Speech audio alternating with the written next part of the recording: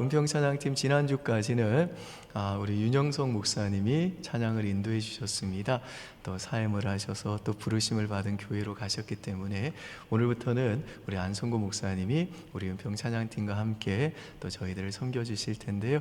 오늘도 영감 있는 찬양으로 섬겨준 우리 은평찬양팀에게 박수로 격려하겠습니다. 고맙습니다. 네, 오늘 이 시간 우리에게 주시는 하나님의 말씀은 구약성경 창세기입니다. 창세기 38장 26절입니다. 창세기 38장 26절, 오늘 38장 전체를 볼 텐데요, 읽기로는 26절 한 절만 읽겠습니다. 창세기 38장 26절 하나님 말씀 우리 다 함께 봉독하겠습니다. 시작. 유다가 그것들을 알아보고 이르되 그는 나보다 옳도다. 내가 그를 내 아들 셀라에게 주지 아니하였음이로다 하고 다시는 그를 가까이 하지 아니하였더라. 아멘. 오늘 본문에 보시면요, 이 야곱의 12아들 중 넷째 아들인 유다에 관한 이야기가 소개가 되고 있습니다. 근데 1절을 한번 보실까요? 같이 읽습니다. 그 후에 유다가 자기 형제들로부터 떠나 내려가서 아둘람 사람 히라와 가까이 하니라. 이 시대의 이 야곱의 가족은 오늘날 교회 공동체였습니다. 따라서 지금 유다가 형제들을 떠나가서 이 아둘람, 이 가나안 그 주민 중에 한 명인 이제 그 히라와 가까이 했다라고 하는 이 말은 뭐냐? 이 유다가 하나님을 떠나 교회를 떠나 타락한 삶을 살기로 결심했다는 뜻입니다. 유다가 왜 가족을 떠나 타락하게 되었는지 본문은 정확하게 그 이유를 말씀해 주지 않습니다만은 그 단서가 1절에 나오는데요, 그 후에 라는 이 말이 나오죠. 이것은 이 유다가 이 형제들을 떠나 타락하게 된 그 사건이 어떠한 특별한 사건 이후에 라는 것을 암시해 주고 있습니다. 그 사건이 뭐냐? 이 37장에서 이 요셉의 형제들이 요셉을 상인들에게 팔고 난 후에 이제 요셉이 짐승에게 찢겨 죽었다라고 그렇게 아버지를 속이기 위해서 피 묻은 이 요셉의 옷을 아버지한테 보여줬는데 아버지 야곱이 그 옷을 보고 대성통곡한 사건을 가리킵니다. 바로 이 사건 이후에 유다가 형제들을 떠나 가나안 사람들과 살면서 타락하기 시작했다는 겁니다. 그렇게 형제들을 떠난 이 유다는 이제 믿는 자와 결혼해야 되는데 그렇지 않고 이 가나안 여인과 이제 결혼을 하고 아들들을 낳는데요, 큰 아들은 누구냐? 엘이라는 아들이고 둘째 아들은 그 이름이 오난이고요, 셋째 막내는 셀라입니다. 유다는 이 장자 엘이 결혼할 때가 되자 그를 또 가나안 여인이었던 다말이라는 여성과 결혼을 시킵니다.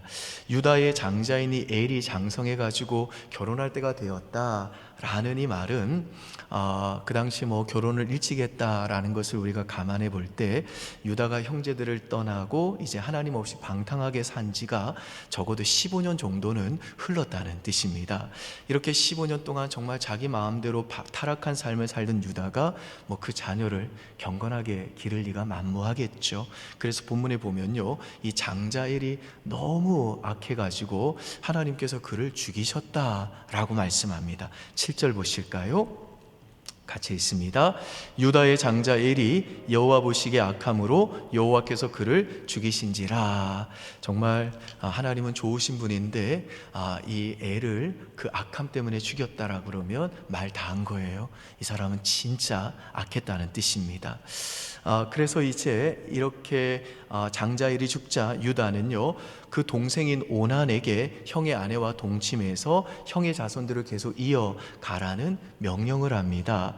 이것은 이 고대 사회에서 가문과 자손을 계속해서 유지하기 위해서 일반적으로 시행된 이 풍습이었어요. 그런데 동생 오난도 형 못지않게 불경건한 사람인지라 아버지의 명령을 어깁니다. 그래서 하나님이 이 오난도 죽이세요. 8절과 9절 보실까요? 시작. 유다가 오난에게 이르되 내 형수에게로 들어가서 남편의 아우된 본문을 행하여 내 형을 위하여 시가 있게 하라. 오난이 그 시가 자기 것이 되지 않을 줄 알므로 형수에게 들어갔을 때에 그의 형에게 시를 주지 아니하려고 땅에 설정하며 10절 같이 있습니다. 그 일이 여호와 보시기에 악함으로 여호와께서 그도 죽이시니. 이렇게 이제 두 아들이 죽어나가자 유다는 두 아들의 죽음의 책임이 며느리 다말에게 있다고 생각을 합니다. 그래서 어린 막내 아들 셀라가 이제 결혼할 나이가 될 때까지 기다리라면서 이 며느리 다말을 친정집으로 돌려보냅니다. 11절 보실까요? 같이 있습니다. 유다가 그의 며느리 다말에게 이르되 수절하고 내 아버지 집에 있어 내 아들 셀라가 장성하기를 기다리라 하니 셀라도 그 형들같이 죽을까 염려함이라. 다말이 가서 그의 아버지 집에 있으니라. 사실 유다 이 말은 내 두 아들 죽은 게 다 너 때문이다. 근데 내가 내 막내 아들까지 너한테 줄 수 없다. 그런 뜻인 거죠. 그렇게 해서 또 시간이 흘러서 유다의 막내 아들 셀라가 결혼할 나이가 되었고, 그때는 이미 유다가 이 형제들을 떠나 타락한 삶을 시작한 지 20년 이상이 훌쩍 지났을 때입니다. 그런데 유다는 자신의 아들 그 셀라가 장성했는데도 며느리 다말에게 주지 않아요. 두 아들의 죽음의 책임이 며느리 다말에게 있다고 생각하는데 그 막내 아들마저 줄 리가 없겠죠. 사실 처음부터 유다는 그럴 생각이 없었던 거예요. 그래서 이제 이 사실을 알게 된 며느리 다말은 한 가지 계책을 고안해냅니다. 그 내용이 이제 12절에서 21절까지 나오는데 참 이게 읽어도 민망한 내용이라 제가 그냥 설명해 드리겠습니다. 이 며느리 다말은요, 시아버지가 얼마나 방탕한 사람인 줄 잘 알고 있었어요. 그래서 어느 날 이제 이 시아버지 이 유다의 아내, 시어머니죠. 시어머니가 죽고 장례 지난 다음에 이제 유다가 자신의 이 마을로, 자기가 살고 있는 그 딥나라는 곳으로 내려온다는 소식을 듣고 이 며느리 다말이 창녀인 척을 해요. 이제 시아버지 유다와 동침하려고 하는 겁니다. 다말이 이렇게까지 한 이유는 단순히 정욕 때문이거나 복수심 때문이 아니라 이 시대의 그 상황을 고려해 볼 때 지금 이 다말 입장에서는 이 방법 말고는 자신이 자녀를 가질 수 있는 방법이 없었다고 판단했기 때문이고, 또 많은 신학자들은 뭐라고 얘기하냐, 룻과 같이 이 다말도 믿음이 있었다는 거예요. 그래서 그 구원은 그 아브라함 가문에 속했다는 것을 알기 때문에 그 믿음으로 그 가문에 어떻게 해서든지 붙어 있고자 했던 그 믿음의 결단으로 이런 일을 저질렀다는 겁니다. 그래서 며느리 다말은 이 사실을 전혀 모르는 그 시아버지 유다와 동침하기 전에 먼저 그 유다에게 이 증표를 달라고 그래요. 유다가 지금 염소 새끼 하나를 너와 동침하는 조건으로 내가 준다고 했는데 그 염소 새끼가 없으니 그 증표를 줍니다. 무슨 증표를 주냐? 유다의 도장과 허리띠 그리고 지팡이를 줘요. 그래서 이제 나중에 그 염소 새끼를 데리고 와서 그 자신의 준 증표를 다시 받을 요량이었다는 거죠. 당시에는 이 도장에다가 이 그 구멍을 뚫어 가지고 줄을 끼웠어요. 그리고 이렇게 목걸이처럼 했는데 이게 신분증 역할을 했던 겁니다. 지금 이 다말이 그 신분증 달라, 그렇게 또 지팡이 달라 요구를 하는 거예요. 아무튼 이 시아버지 유다는 아무것도 모른 채 그 자신의 며느리 그 다말이 창녀인 줄 알고 자신의 그 욕구를 해소하고자 물건들을 주고 이 다말과 동침을 합니다. 그리고 이 다말이 아이를 갖게 됐네요. 18절 보실까요? 같이 있습니다. 유다가 이르되 무슨 담보물을 내게 주랴? 그가 이르되 당신의 도장과 그 끈과 당신의 손에 있는 지팡이로 하라. 유다가 그것들을 그에게 주고 그에게로 들어갔더니 그가 유다로 말미암아 임신하였더라. 그리고 유다는 석 달 후에 자신의 며느리 다말이 아이를 가졌다는 소식을 듣게 되고 격분합니다.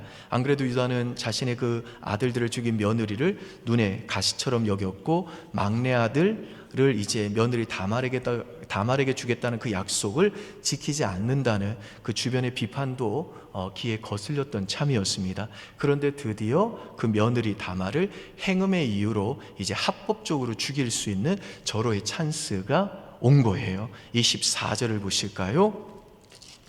시작. 석 달쯤 후에 어떤 사람이 유다에게 일러 말하되 내 며느리 다말이 행음하였고 그 행음함으로 말미암아 임신하였느니라. 유다가 이르되 그를 끌어내어 불사르라. 참이 내로남불이죠. 자기는 아내가 죽은 지 얼마 안 돼가지고 창녀와 동침하는 악을 저지르면서도 자기 며느리가 그런 짓을 했다고 얘기를 듣고는 불태워 죽이래요. 불태워서. 그런데 사람들에 의해서 끌려온 이 다말이 갑자기 시아버지 유다가 자신에게 준 그 물건을 보여줍니다. 이 물건의 임자가 이 아이의 아빠라는 거죠. 25절 보실까요? 시작. 여인이 끌려 나갈 때에 사람을 보내어 시아버지에게 이르되 이 물건 임자로 말미암아 임신하였나이다. 청하건대 보소서 이 도장과 그 끈과 지팡이가 누구의 것이니까 한지라. 그리고 유다는 그 물건이 자신의 것임을 알아보고 자신의 잘못을 드디어 인정합니다. 26절인데요. 시작.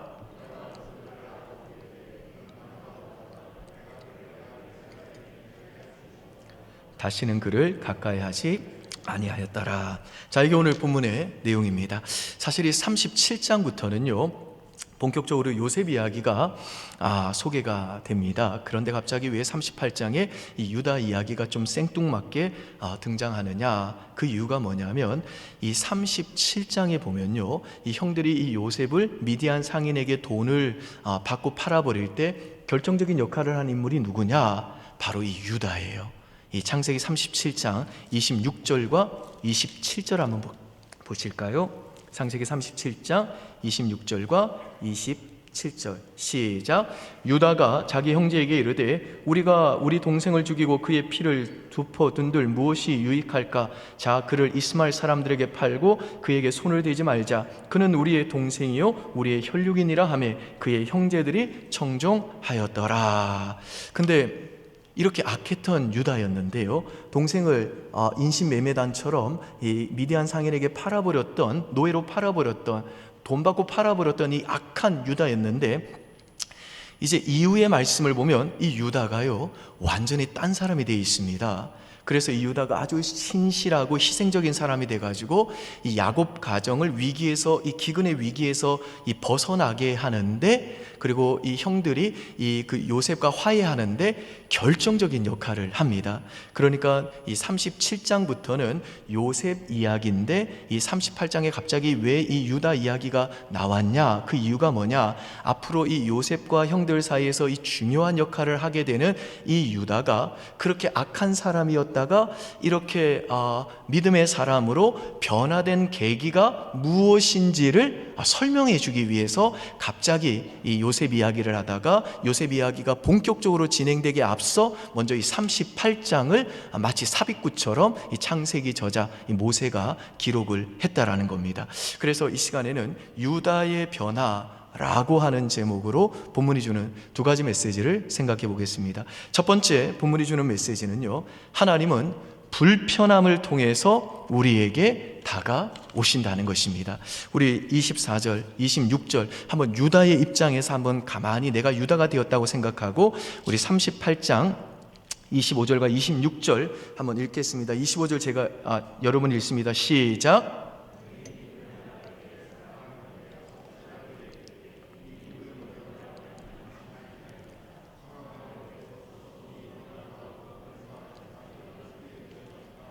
같이 읽습니다. 유다가 그것들을 알아보고 이르되 그는 나보다 옳도다. 내가 그를 내 아들 셀라에게 주지 아니하였음이로다 하고 다시는 그를 가까이 하지 아니하였더라. 여러분, 이 유다가 자신이 동침했던 그 여인이 자기 며느리인 줄 알고 얼마나 창피했을까요? 얼마나 불편했겠어요. 근데 여러분, 우리 하나님은요 저와 여러분에게 찾아오실 때 이렇게 우리를 먼저 불편하게 만드세요. 그러니까 우리들이 유다처럼 하나님을 떠나 내 마음대로 죄짓고 다닐 때 하나님께서는 저와 여러분을 향해 너 계속 그렇게 죄짓고 회개 안 하면 내가 너 망하게 할 거야, 이렇게 우리를 협박하거나 위협하지 않는다는 겁니다.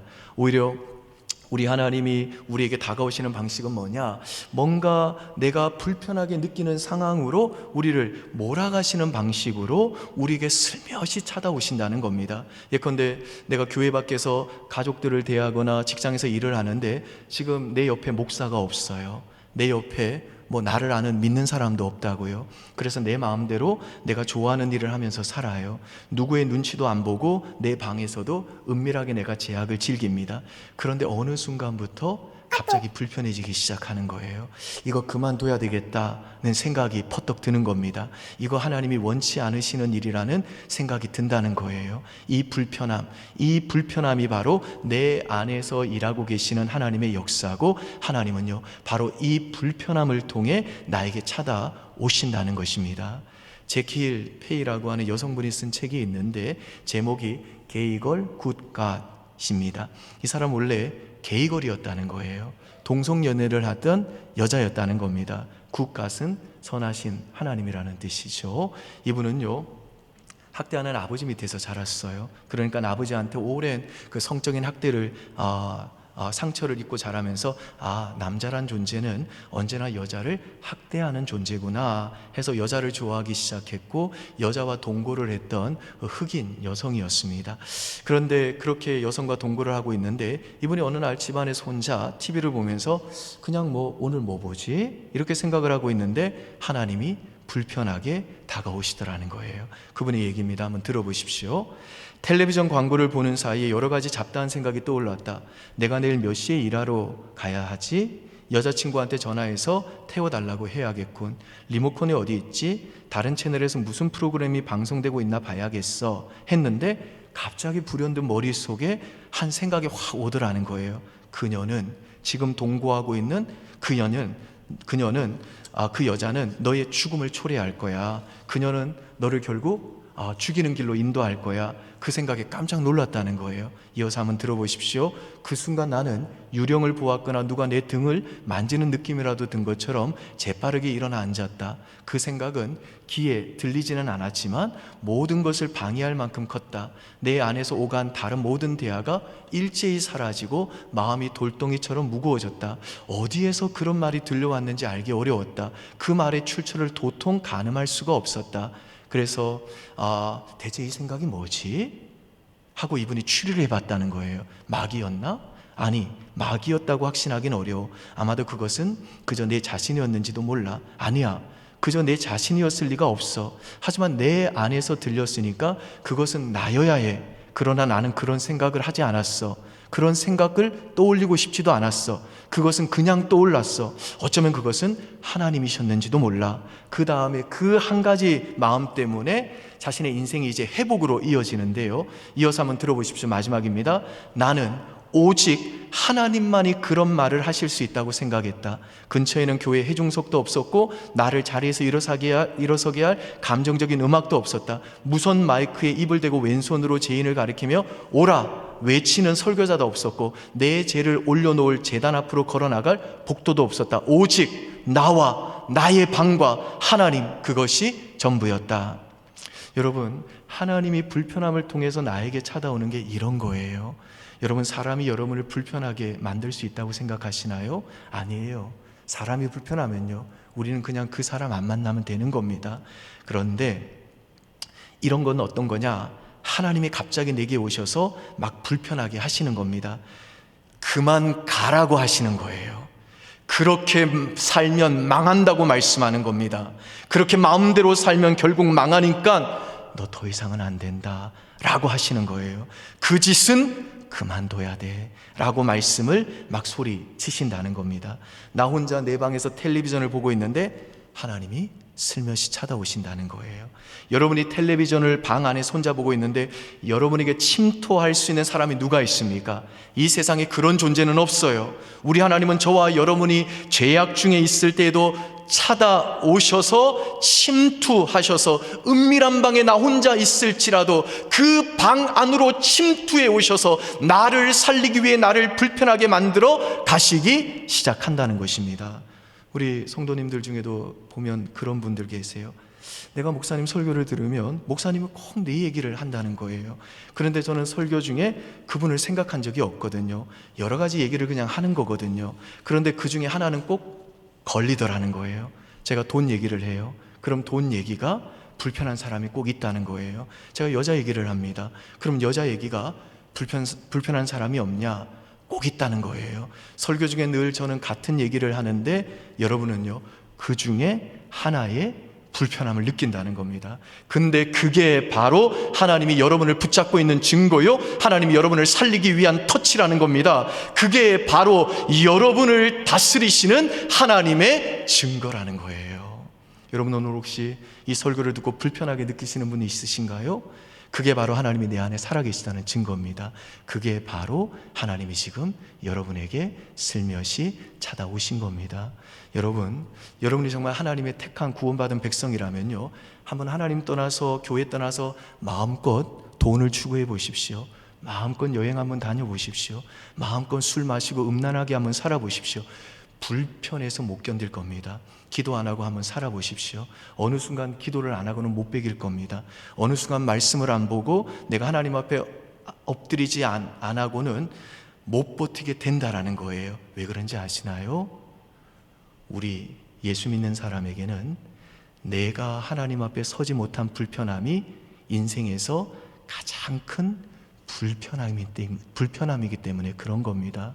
우리가 왜 명절에 꼭 찾아뵈야 될 어른한테 인사 안 드리면 꼭 불편하잖아요. 꼭 가야 될 결혼식에 축의금만 하면 불편하잖아요. 그런 불편함들은요, 우리가 해결해야 속이 시원하잖아요. 근데 우리 인생에서 가장 큰 불편함이 뭔지 아시나요? 하나님과의 관계가 회복되지 않았다는 불편함입니다. 하나님과 친밀하지 않다는 이 불편함, 이게 우리 인생에서 가장 큰 불편함이고 이게 가장 큰 갈망이라는 겁니다. 그래서 그 불편함을 해결해야 우리 인생에 병이 들었건 돈이 없건 참된 평안이 우리 마음 가운데 시작될 수 있다라는 겁니다. 그러므로 사랑하는 우리 성도 여러분, 오늘 이 예배 가운데 불편함으로 다가오시는 하나님의 은혜를 사모하십시오. 감사함으로 그 불편함으로 찾아오시는 하나님을 받아들이십시오. 그러면 하나님께서 분명히 오늘 이 밤에 사는 길로 저와 여러분을 인도해 주실 줄 믿습니다. 아멘. 두 번째 본문이 주는 메시지는 내가 잘못했다고 고백하는 회개가 변화의 시작이 된다라는 겁니다. 자, 며느리 다말이 이 도장과 그 끈과 이 지팡이를 내밀자 유다가 그것을 보고 어떻게 반응했는지 26절, 오늘 핵심 구절이죠. 다시 한번 여러분이 읽습니다. 시작.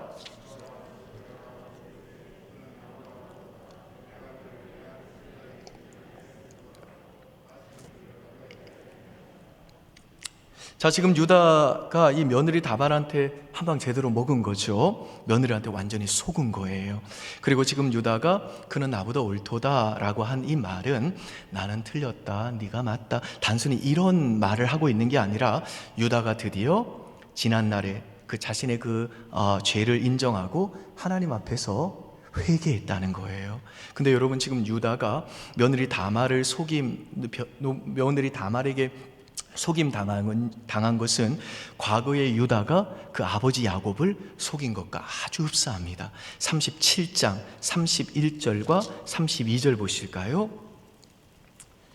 같이 한번 읽습니다. 시작. 그들이 요셉의 옷을 가져다가 수렴소를 죽여 그 옷을 옷에 적시고 그의 채색 옷을 보내어 그의 아버지에게로 가지고 가서 이르기를 우리가 이것을 발견하였으니 아버지 아들의 옷인가 보소서 하매. 여기도 이제 염소가 등장하죠. 그리고 어떻게 합니까? 이 아들들이 보소서라고 얘기하고 아버지 야곱을 속이죠.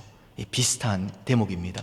그러니까 지금 이 20년 동안 동생 요셉을 상인들에게 팔고 아버지를 속인 죄를 회개하지 않고 오히려 그 죄를 시작으로 정말 말로 할 수 없는 이 타락의 길을 걸어왔던 이 유다가 갑자기 그 20년 넘게 그 죄된 삶을 살다가 바로 이 대목에서 그 죄를 철저하게 회개한 이유가 뭐냐? 그것은 다말이 유다에게 물건을 전해준 이 사건을 통해 과거에 유다 자신이 행한 그 사건을 기억했기 때문에 그래요. 그래서 유다가 지금 나의 이 죄와 타락과 못남에도 불구하고 그래도 하나님이 날 포기하지 않으셨구나.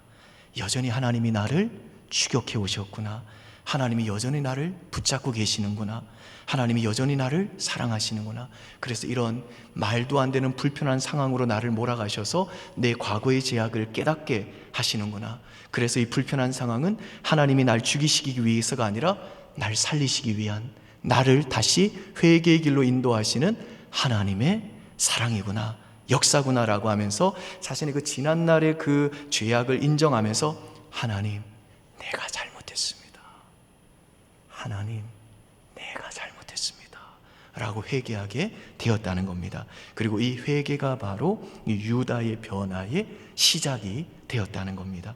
그래서 구약시대에 정말 탕자 중에 탕자였던 이 유다는요, 이렇게 그의 과거가 많이 더러웠음에도 불구하고, 우리가 이 38장을 읽기도 거북할 만큼 이렇게 죄된 인생을 살았음에도 불구하고 그 이후에 이제 어떤 삶으로 변화가 되냐, 넷째임에도 불구하고 가정을 구원하는 이 맏아들, 리더 역할을 감당할 뿐 아니라 이 며느리 다말에게서 태어난 그 둘째 아들을 통해, 베레스를 통해 다윗이 태어나서 왕족 가문이 되고, 그 후손 중에 메시아이신 예수 그리스도가 그의 가문에서 태어나게 되는 영광을 누리는 복을 받게 됩니다. 그러니까 한 사람이 회개할 때 그 회개를 통해 그 사람의 인생이 변화가 시작이 되고, 그 모든 삶의 반전과 역전과 뒤집힘의 역사가 시작되게 된다라는 것입니다. 여러분, 그러면 어떻게 이렇게 우리 인생의 변화와 반전의 역사가 시작되게 만드는 이 회개라는 건 뭘까요? 오늘 본문에서 이 유다를 통해 보여주는 회개의 정의는 이겁니다. 이 모든 것이 하나님과 관련되어 있구나. 이게 회개예요. 그러니까 그는 나보다 옳도다라는 이 유다의 말이 무슨 뜻이냐? 이 모든 일이 하나님과 나와 관련된 일이구나. 내가 이렇게 불편하게 느끼는 이 일이 다 하나님과 관련된 일이구나. 유다가 이걸 깨닫게 되었다는 겁니다. 하나님이 내 외로움도 알고 계셨구나.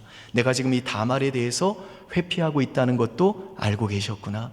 내가 다말을 엄청 무시하고 있는 것도 알고 계셨구나. 내 외로움을 내 방식대로 풀려는 이 잘못된 나의 악한 종욕과 방향도 다 알고 계셨구나. 내가 이 모든 것을 하나님 앞에 풀지 않으면 내 인생은 전진이 없겠구나 하면서 하나님 앞에서, 하나님, 내가 잘못했습니다. 내가 잘못했습니다 라고 내 죄를 인정하고 다시 하나님을 찾고 다시 하나님께로 돌아가는 것, 이게 바로 우리 인생의 변화와 역전의 역사가 시작되는 회개라는 것입니다. 여러분, 사람들은요, 보통 불편한 일이 벌어졌을 때 어떻게 하느냐? 아이고, 발각됐네, 내가 숨기는 것에 실패했네, 이렇게 말하죠. 우리도 마찬가지죠. 나쁜 일 저질렀을 때 들키면요, 야, 재수없이 들켰다, 이렇게 하는데, 다른 사람이 볼 때는 그걸, 내가 볼 때는 그게 실패라고 말하고 망했다라고 말하는 그 순간을 성경은 뭐라고 말하냐? 그 불편한 상황이 바로 반전과 변화의 시작이 되는 회개를 해야 되는 순간이다 라고 말한다는 것입니다. 오늘 혹시 내가 지금 처한 상황이 내 방식대로 풀리지 않는 그 벼랑 끝에 와 있다는 생각을 하고 계시는 성도님들 계신가요? 도저히 막힌 길, 이 발각된 길, 실패한 길, 원하는 대로 되지 않는 길, 내 자식이 내 뜻대로 되지 않아서 너무너무 내 인생이 지금 불편하고 느끼는 그 길, 그 위에 서 계신 분들 계시나요? 성경은 그걸 뭐라고 말하냐? 그 순간이 바로 하나님이 나를 정면으로 만나시고 하나님께서 나를 회개하게 만드시고 나를 붙드시는 순간이다 라고 말씀한다는 겁니다. 오늘 하나님이 왜 유다에게 이 놀라운 변화의 시작을 주셨냐? 왜 이제 그가 이제 이 놀라운 영광스러운 회복과 축복의 길로 가게 하셨냐? 그가 돌이켰기 때문이라는 겁니다. 회개했기 때문이라는 거예요. 거기에서부터, 그 회개로부터 인생의 진정한 변화가 시작되고, 정말로 이 절망적이고 이 불가능하고 정말로 못돼 먹은, 도저히 그 변화가 불가능해 보였던 이 못된 야곱이 다시 회복과 축복의 위대한 반전이 일어날 수 있었다는 겁니다. 회개가 그 시작이었다는 겁니다. 믿습니까, 여러분? 아멘. 여러분, 나의 아저씨라고 하는 유명한 드라마 아시죠? 이게 외국 분들에게도 정말 인기 많은 드라마인데요, 이 드라마에 보면 이성균 씨가 이 박동훈 부장으로 나오는데, 한 번은 이 부하 직원이 이 박 부장 뒤에서 이 뒷담화 욕을 하다가 박 부장한테 들켰어요. 그런데 박 부장이 그 부하 직원을 혼내는 게 아니라 어떻게 하냐? 너 변명하지 말고 그냥 잘못했습니다 10번 해, 그런다고요. 그랬더니 이 남자 직원이 잘못했습니다, 잘못했습니다, 잘못했습니다, 그렇게 10번을 해요. 그러다가 이제 나중에 이 아이유 씨가 연기한 지안이라고 하는 여자 주인공이 나오지 않습니까? 이 지안이가 이 박동원 부장을 도청을 하는 나쁜 일을 한 거예요. 그런데 이 박동원 부장이 나중에 그걸 알고서도 따뜻하게 이 지안이를 찾아주고 위로해 줍니다. 그런데 이 지안이가 그 박동원 부장이 그렇게 자기가 도청한 잘못된 일을 알면서도 위로해 준 것을 생각하면서 예전에 이 박동원 부장이 그 부하 직원이 잘못했을 때 너 변명하지 말고 잘못했습니다 10번에 라고 한 그 이야기를 걷다가 생각을 하면서 길을 가다가 거꾸로 지고요, 거기서 잘못했습니다 10번을 해요. 그 장면만 잠깐만 보시죠. 여러분, 저는 이 장면에 참 감동을 받았는데, 왜냐, 내가 정말 하나님 앞에서 잘못했다고 이렇게 고백을 하면요, 진짜로 거기서 변화가 시작되기 때문이에요. 참 신기해요. 그래서 저는 이 회개가 안 될 때요, 그냥 하나님 앞에서 기도할 때, 하나님, 내가 잘못했습니다. 하나님, 내가 목사로 잘못했습니다. 하나님, 내가 성도로 잘못했습니다. 하나님, 내가 아버지로 잘못했습니다. 하나님, 내가 남편으로 잘못했습니다. 하나님, 내가 잘못했습니다. 하나님, 내가 잘못했습니다. 그러면요, 정말 굳어있던 제 마음의 심령이 무너지는 걸 느끼게 돼요. 여러분, 누가복음 15장에 나오는 우리가 신약의 탕자라고 부르는 둘째 아들 얘기 잘 아시죠? 이 탕자가 아버지 집에 있는 게 귀한 줄 모르고 축복이 축복인 줄 모르고 아버지한테 아버지 유산 주세요 그러잖아요. 이건 뭐 아버지 죽으라는 얘기죠.